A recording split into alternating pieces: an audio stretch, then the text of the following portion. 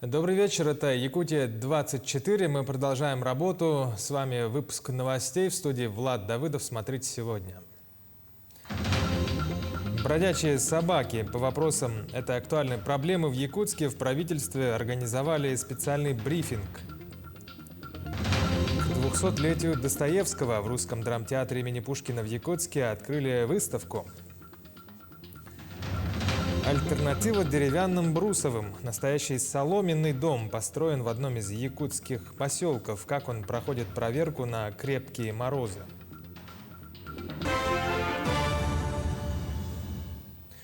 В правительстве республики состоялся брифинг на тему бродячих собак. На ряд важных вопросов ответил вице-премьер Михаил Никифоров.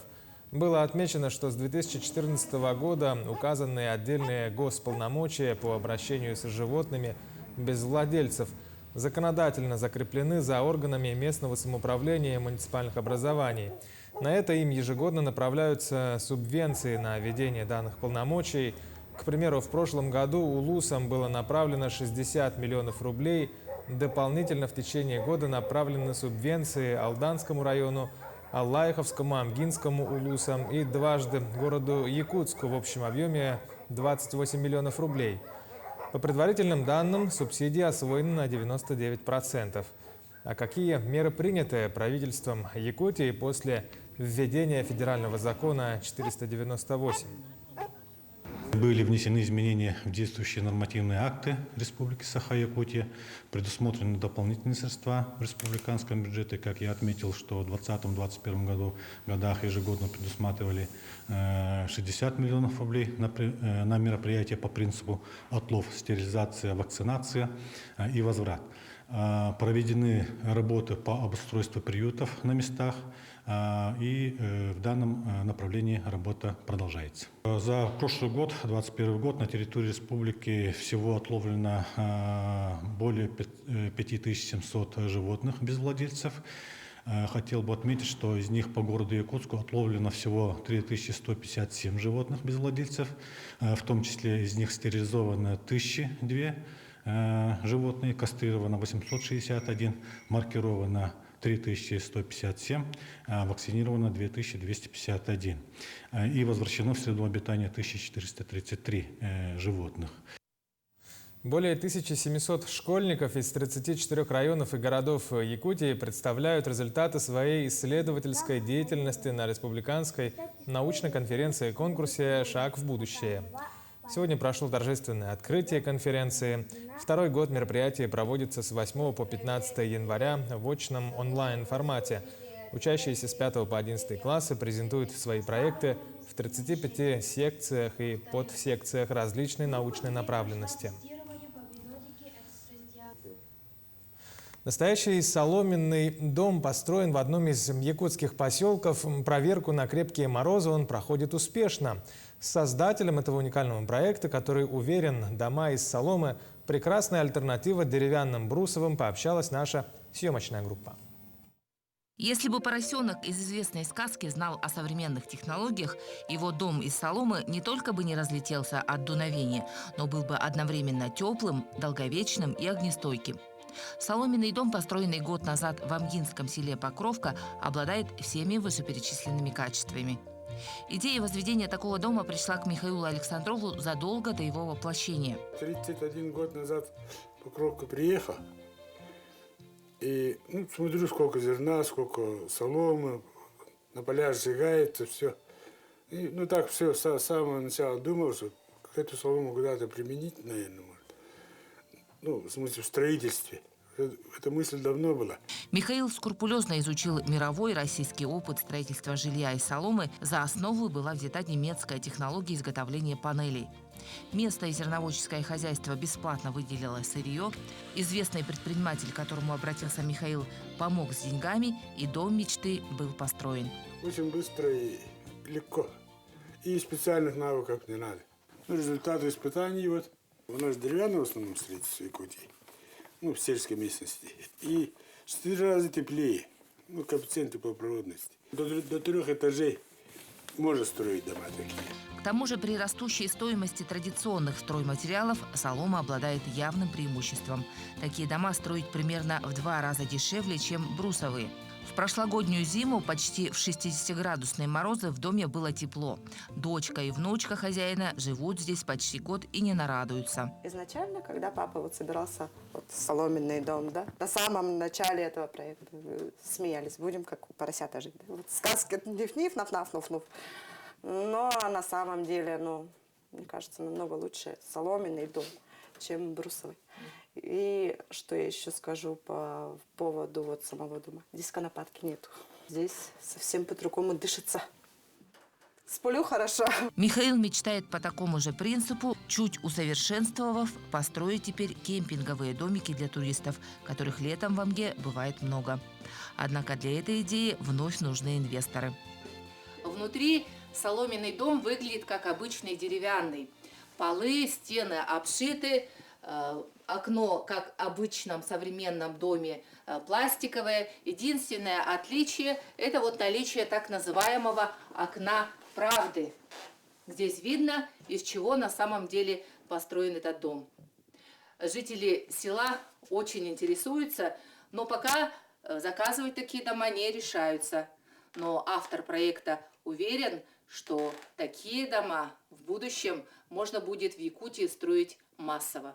Как утверждает строитель-энтузиаст, сейчас его проект, подкрепленный положительными заключениями экспертных организаций, власти республики всерьез рассматривают как альтернативный вариант для строительной отрасли. И, может быть, скоро его мечта воплотится в новых домах для сотен сельских семей. Туяра Филиппова, Семен Семенов, село Покровка, Амгинский улус. Более 20 фотозарисовок, порядка 2 месяцев подготовки, реалистичный грим, работа над точностью образов. Актеры Русского драматического театра имени Пушкина в Якутске предстали в образах знаменитых героев произведений Федора Достоевского. Все это для специальной выставки к 200-летию писателя. Сюжет нашего корреспондента Мадины Халиковой. Долгорукий, Сонечка Мармеладова, Раскольников, старуха-процентщица. Многим герои нетленных произведений Федора Достоевского знакомы со школьной скамьи. При чтении ими проникались, переживали эмоции, вдумывались в детали и в особенности характеров. Примерить на себя эти образы решили актеры Русского драматического театра. Но изобразить их не в привычной для артистов обстановке на сцене, а на фотопортретах. Идея давно витала в воздухе. Мы до этого тренировались на других фотопроектах. Потрогать, прикоснуться к произведению, сделать, как точно выразился Эдвард Скупшис, зарисовки на персонажей. На выставке представлено более 20 фотокартин. Отдельный стенд посвящен произведению «Преступление и наказание». Удалось ли актерам передать образы и насколько точно изображены герои, судить, конечно, зрителям. Кроме того, открывает экспозицию портрет самого Федора Михайловича в исполнении директора театра Александра Лобанова. Какая-то определенная, скажем так, какой-то груз, он присутствовал в любом случае, но надо отдать должное, то, что у нас, знаете, когда все-таки команда проекта, их там несколько человек было, и у нас были варианты, кто же в итоге, почему-то жребий пал на меня быть в образе Федора Достоевского. Сказали, что похож. Я надеюсь, что действительно этот проект придется по вкусу. Да, это своего рода, скажем так, первый шаг к Достоевскому. А там увидим. Появятся ли в репертуаре Русского драматического спектакля по произведениям Достоевского, пока остается интригой. А вот увидеть любимых актеров в образах знаменитых героев можно до конца театрального сезона. Мадина Халикова, Артем Алексеев, Якутск.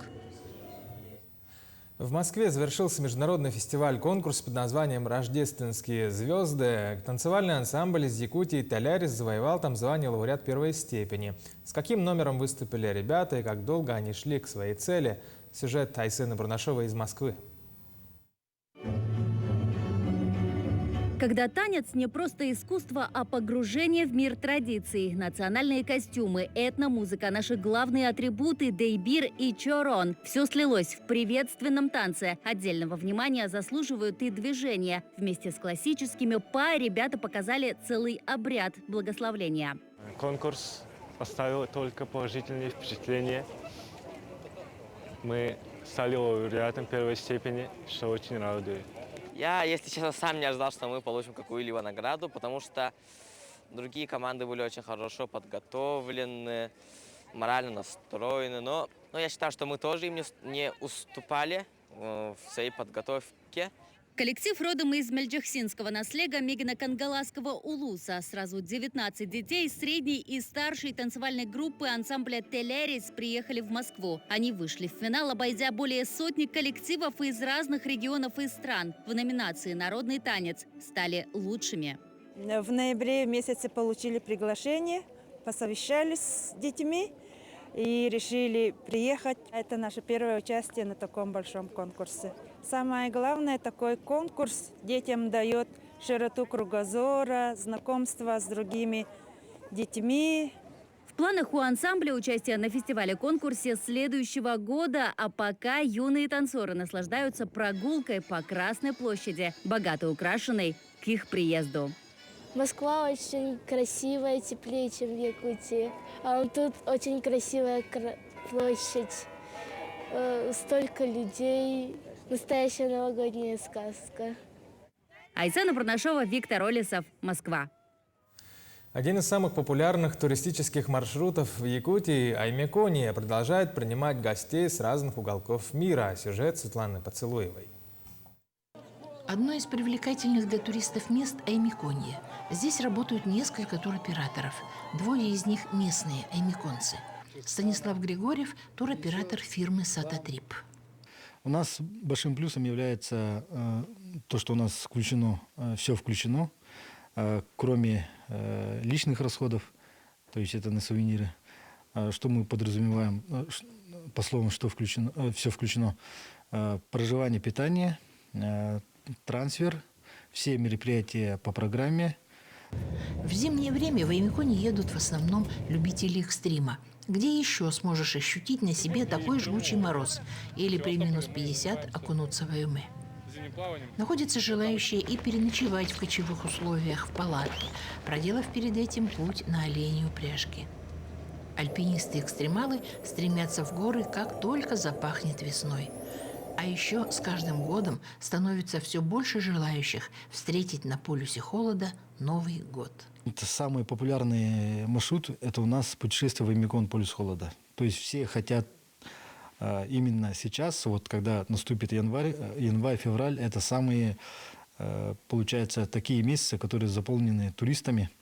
Мы общаемся с гостиничными комплексами, которые есть в Томторе, в Аймеконе. Они говорят, в январе уже все забронировано заранее. То есть люди бронируют с лета, с осени, уже зная о том, что в этот момент можно попасть именно в самый холод в Аймеконе. Следует отметить, что в Аймеконе туризм не быстро, но развивается и имеет немалый потенциал. За эти годы здесь побывали туристы из 76 стран. Да, мне очень нравится ощутить, скорее всего. Это ощутить способ, как люди живут, где очень холодно. В настоящее время разрабатывается ряд проектов строительства различных объектов. И администрация, и жители стараются сделать район еще более привлекательным для туристов. Светлана Поцелуева, Павел Комин, Аймеконский район. Таковы новости к этому часу. Смотрите Якутию 24 и всегда будьте в курсе.